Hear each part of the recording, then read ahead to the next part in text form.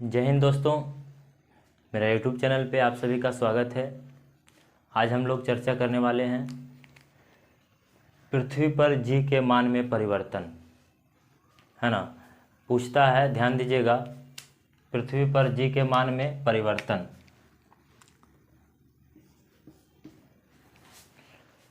किस तरह से प्रश्न पूछता है, खास करके अभी देखिए एग्ज़ाम हो रहा है आरआरसी ग्रुप डी का, उसमें क्वेश्चन पूछे जा रहे हैं ना कि विषुवत रेखा पर जी का मान क्या होता है, ध्रुवों पर जी का मान क्या होता है ना। या तो पूछेगा कि उत्तरी ध्रुव से विषुवत रेखा की ओर यदि आएंगे, उत्तरी ध्रुव से विषुवत रेखा की तरफ आएंगे तो जी का मान में क्या परिवर्तन होगा। इस तरह से प्रश्न पूछे जाते हैं। तो सबसे पहले तो यह जो मैं बताऊंगा यह थ्योरी बेस्ड नहीं है, मतलब प्रमेय पर आधारित नहीं, थ्योरी पर आधारित नहीं है, ठीक है।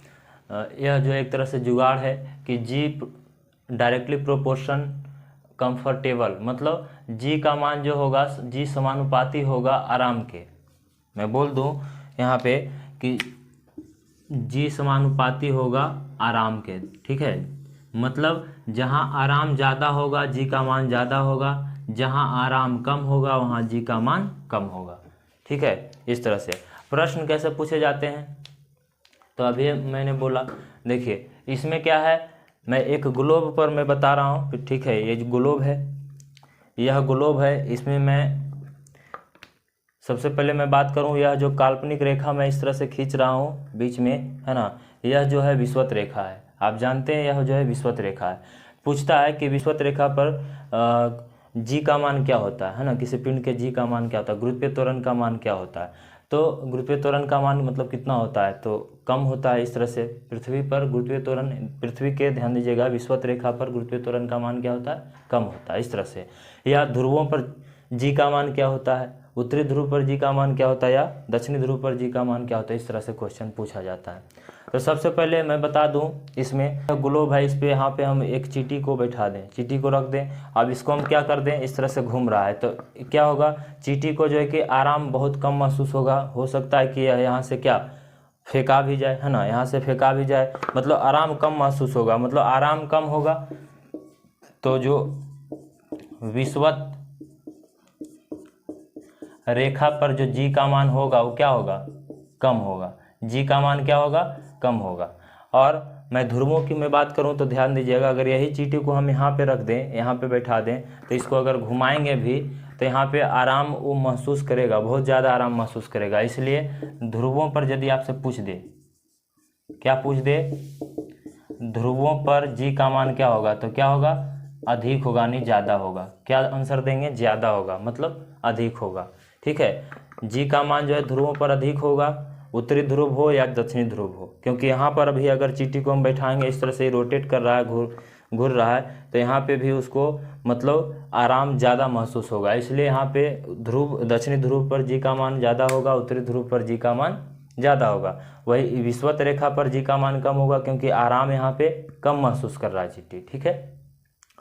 और मैं बता दूं यहाँ पे कि यह जो है, अगर मान लीजिए यहाँ पे कहेगा कि कर्क रेखा पर जी का मान क्या होगा विषुवत रेखा की तुलना में, तो बताइए, यहाँ से कर्क रेखा इधर है ऊपर नॉर्थ में 23.5 नॉर्थ, जो ट्रॉपिक ऑफ कैंसर होता है, कर्क रेखा 23.5 साउथ, जो कि जिसको हम लोग बोलते हैं क्या, ट्रॉपिक ऑफ कैप्रिकॉर्न, मतलब मकर रेखा, साउथ जाते हैं तब, मतलब या तो कर्क रेखा या तो मकर रेखा बोले, या यहाँ से विषुवत रेखा से ऊपर जाएगा, नीचे जाएगा, तो जी का मान इधर से यहाँ जाएंगे तो बढ़ेगा, जी का मान इधर से आएंगे, क्योंकि आराम यहाँ पे क्या होगा, बढ़ेगा।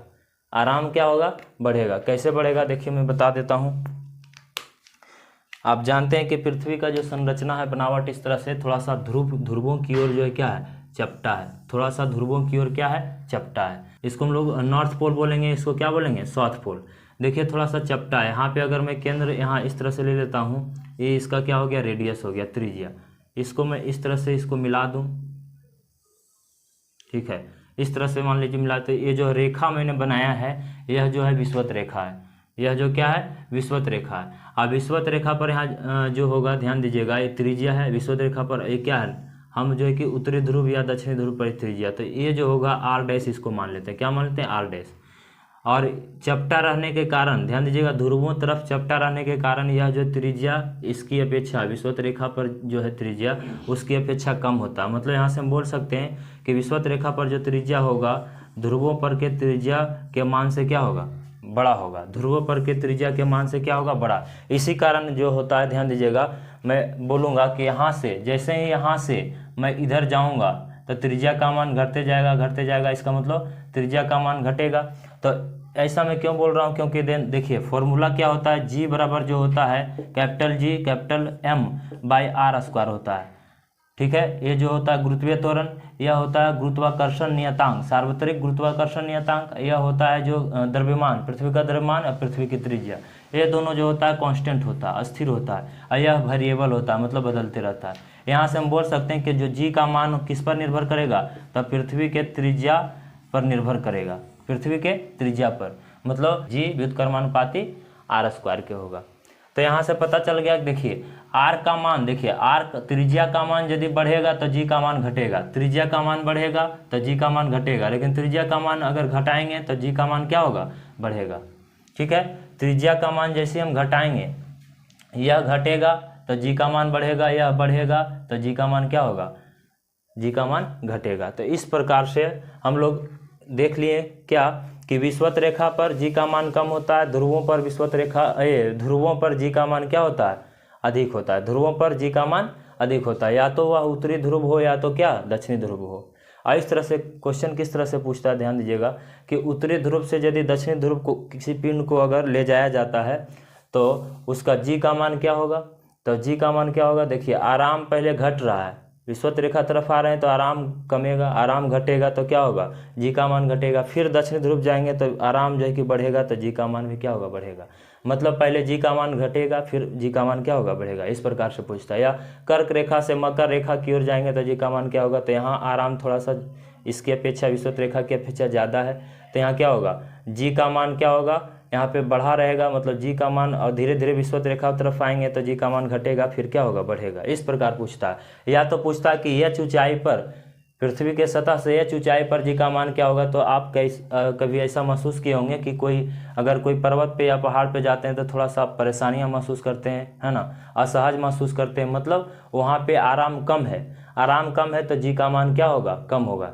या तो अगर पूछेगा कि पृथ्वी के तल से डी गहराई पर जाने पर जी का मान क्या होगा, डी गहराई में जाने पर, तो वहाँ भी जी का मान यानी गुरुत्वीय त्वरण का मान क्या होगा, कम होगा।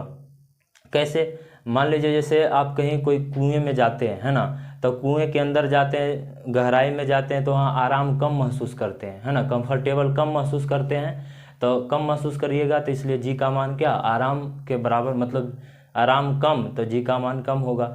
अगर हम बोल दें कि ये जो पृथ्वी है, पृथ्वी के केंद्र पर जी का मान क्या होगा, तो पृथ्वी के केंद्र पर अगर मैं बात करूंगा तो पृथ्वी के केंद्र पर अगर कोई जाएगा तो आराम, मान लीजिए कोई व्यक्ति अगर जाएगा भी तो वहाँ पे आराम महसूस करने लायक रहेगा नहीं, तो आराम नहीं, मतलब आराम जीरो, तो जी का मान भी क्या हो जाएगा, यानी जी का मान भी क्या होगा, जीरो के बराबर हो।